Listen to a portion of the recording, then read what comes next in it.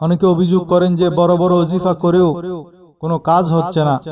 আসুন আজ আপনাকে এমন এক আমল বলছি যা মাটি স্পর্শ করলে সোনা হয়ে যায়। এটি আপনার জীবন ও বংশকে সমৃদ্ধ করার আমল। সারা জীবন আপনার ঘর থেকে মাল সম্পদ কমবে না এবং সব অভাব অনটন দূর হয়ে যাবে। আল্লাহর এই বরকতময় নামগুলো আমি যেভাবে বলবো ঠিক সেইভাবে ধারাবাহিকতায় পড়তে হবে। মূল বিষয় হলো আপনার মধ্যে দৃঢ় বিশ্বাস, ঈমানে কামিল এবং আল্লাহর জাতের উপর পূর্ণ আস্থা থাকতে হবে। এই ওজিফা পড়ার সাথে সাথেই হাতে ধন সম্পদ আসতে শুরু করে, রিজিকের বৃষ্টি বর্ষিত হয় এবং সম্পদ আপনার উপর আসক্ত হয়ে যায়। এখন আর আপনাকে সম্পদের পেছনে দৌড়াতে হবে না, বরং সম্পদ নিজেই আপনাকে খুঁজে আপনার ঘরে আসবে। এই আমল না করলে পুরা জীবনে আফসোস ছাড়া আর কিছুই থাকবে না। আপনি যদি নিজের ভাগ্য পরিবর্তন করতে চান তবে অনতিবিলম্বে আল্লাহর দিকে প্রত্যাবর্তন করুন। ইনশাআল্লাহ সাফল্য আপনার ভাগ্য হয়ে দাঁড়াবে এবং প্রতিটি উদ্দেশ্যে আপনি কামিয়াবি লাভ করবেন। সময়ের গুরুত্ব বিবেচনা করে আসুন আজকের এই বরকতময় ওজিফাটি জেনে নিই। তবে তার আগে আপনি যদি চ্যানেলটি সাবস্ক্রাইব না করে থাকেন তবে এখনই সাবস্ক্রাইব করে নিন, কারণ এই ধরনের অনেক আমল নিয়মিত আপনাদের জন্য নিয়ে আসি। ভিডিও শুরু করার আগে অনুরোধ করব, কমেন্ট বক্সে অন্তরের অন্তঃস্থল থেকে অন্তত একবার আল্লাহু আকবার লিখুন। এবার শুনুন আমলটি করার নিয়ম। যে কোনো দিন যে কোনো নামাজের পর যখনই যেখানে সময় পাবেন পবিত্র অবস্থায় যায় নামাজে বসে প্রথমে নবী করিম সাল্লাল্লাহু আলাইহি ওয়াসাল্লামের প্রতি 11 বার দরুদ শরীফ পড়ুন। আপনি চাইলে যে কোনো ছোট দরুদ যেমন সাল্লাল্লাহু আলাইহি ওয়া আলিহি ওয়াসাল্লাম বা সাল্লাল্লাহু আলা মুহাম্মদ পড়তে পারেন। তবে সম্ভব হলে দরুদ ইব্রাহিমি পড়ার চেষ্টা করবেন, কারণ ফজিলতের দিক থেকে এটি সবচেয়ে উত্তম। 11 বার দরুদ শরীফ পড়ার পর আপনার নির্দিষ্ট উদ্দেশ্য বা চাওয়ার নিয়ত করুন।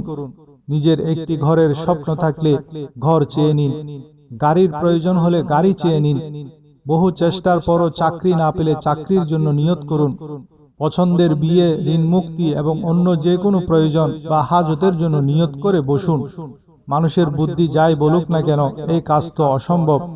মনে রাখবেন, আল্লাহর দরবারে কোনো কিছুই অসম্ভব নয়।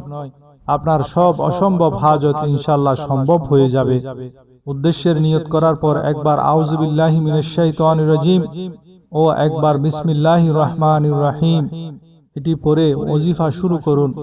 প্রথম আমল হলো সূরা কাউসারের আমল। প্রথমে পবিত্র কোরআনের সবচেয়ে ছোট সূরা সূরা কাউসার 11 বার পড়ুন। সূরা আল কাউসার এতটাই শক্তিশালী, এটি পাঠ করলে ব্যবসা বাণিজ্যের বাধা, সন্তানের বিয়ের বাধা, ঘরের উপর জাদু, জিনের আসর এবং নজরে বদ নিমিষেই ধ্বংস হয়ে যায়।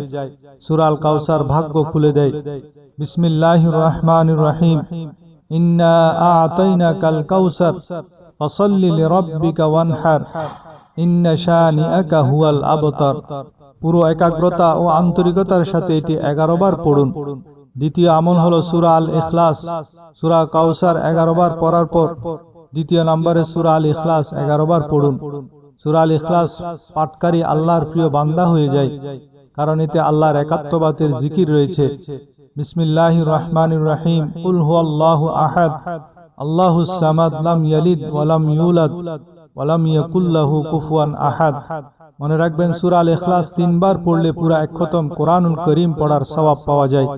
আর এটি 11 বার পড়ার পর আল্লাহর বিশেষ দৃষ্টি অর্জিত হয়, যা আপনার সব আটকে থাকা কাজ সহজ করে দেবে।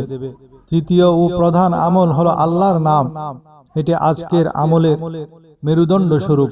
এরপর চোখ বন্ধ করে আল্লাহর একটি জাতি নাম এবং একটি সিফাতি নাম একসাথে মিলিয়ে ইয়া আল্লাহু ইয়া গনিয়্যু, ইয়া আল্লাহু ইয়া গনিয়্যু, ইয়া আল্লাহু ইয়া গনিয়্যু, এই দুইটি নাম একসাথে মিলে একবার গণনা হবে।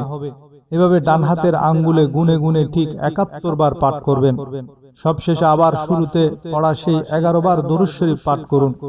এতে আপনার আমল সম্পূর্ণ হলো। আমল শেষ করার পর উঠে যাবেন না, 2 হাত জোর করে প্রথমে নিজের গুনাহের জন্য তওবা করুন, কারণ অনেক সময় মানুষের নিজস্ব গুনাহের কারণে দোয়া কবুল হয় না এবং আমল কাজে আসে না। তওবা করার পর আল্লাহর দরবারে হাত তুলে আকুল হয়ে কাঁদতে কাঁদতে নিজের চাওয়ার কথা বলুন। বলুন, হে মাওলাই করিম, আজ আমার রিজিক ও সম্পদের বড় প্রয়োজন। আমি আপনার দরবারে ভিখারি হয়ে বসেছি, আমার হাজত পূরণ করে দিন। আল্লাহ তাআলা 70টি মায়ের চেয়েও বেশি ভালোবাসেন।